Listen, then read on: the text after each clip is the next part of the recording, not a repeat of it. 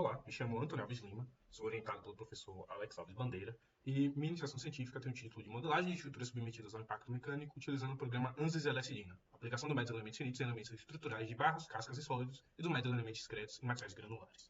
Faço iniciação científica com ele desde 2021 e estou atualmente no 8º semestre. Vou apresentar um pouco para vocês agora os meus resultados.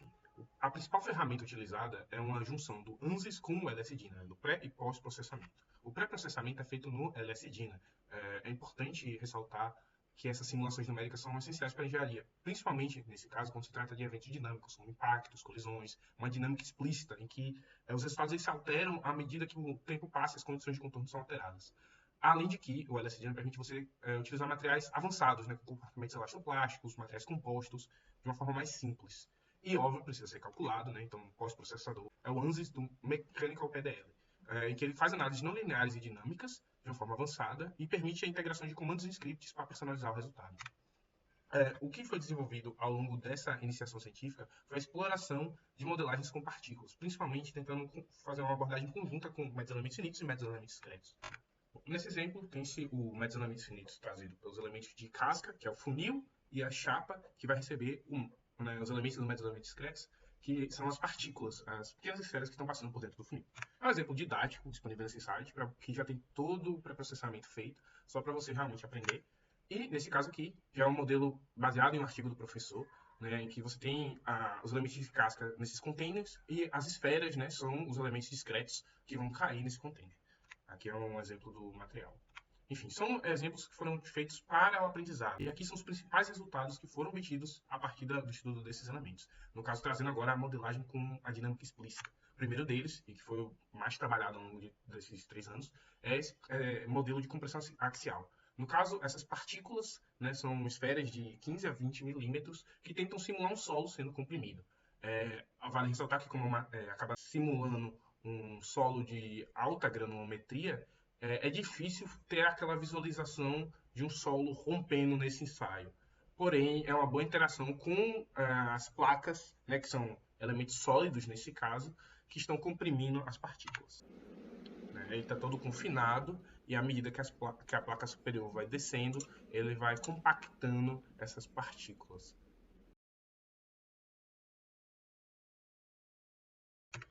E nesse caso já é um avanço na parte da mecânica do dano, né, do impacto, na parte dinâmica mesmo, em que você pode ver um projétil, que é basicamente uma esfera, uma partícula, sendo disparada a cerca de 500 metros por segundo numa malha de um material conhecido como Zylon, muito utilizado em coletes balísticos.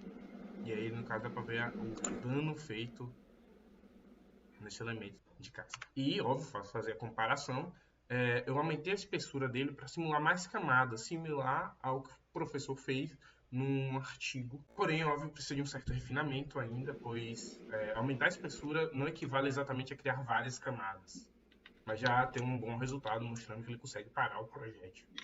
Em uma proporção similar, no caso eu tenho aqui 10 camadas e no artigo do professor foram 12. Então, com um certo refinamento, pode chegar a um resultado mais verossímil. E óbvio, o final, né, dessa sessão, a entrega final, o principal objetivo, são esses materiais didáticos, que afinal não é só aprender a modelar, mas transformar isso em um conhecimento agregado, né? Então, tem-se vários materiais didáticos, né, tutoriais escritos e em vídeo de como fazer essas simulações no ANSYS LSDINA. Os principais desafios que eu tive, né, foi principalmente o refinamento do modelo, ao qual a complexidade teórica de algumas simulações impactava justamente nesse processo iterativo de fazer uma simulação. Ou seja, uma pequena alteração em um parâmetro desconfigurava ou tornava a visualização completamente irrealista.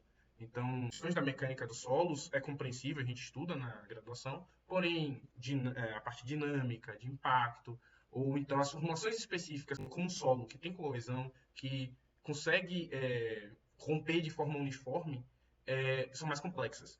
E esse processo iterativo sofre muito com o tempo de processamento, visto que toda vez que se altera um parâmetro, tem que se processar novamente, e acaba tomando muito tempo na produção. Conclui-se aqui que o objetivo foi alcançado, que era aprender a modelar e prosseguimento dessas modelagens, mas os próximos passos são esses: refinar os modelos que já foram apresentados aqui, fazer mais comparações com os artigos ao qual eles foram baseados e dar alguns próximos passos em relação a simulações com métodos de elementos finitos, no caso, né, de uma forma de análises não lineares,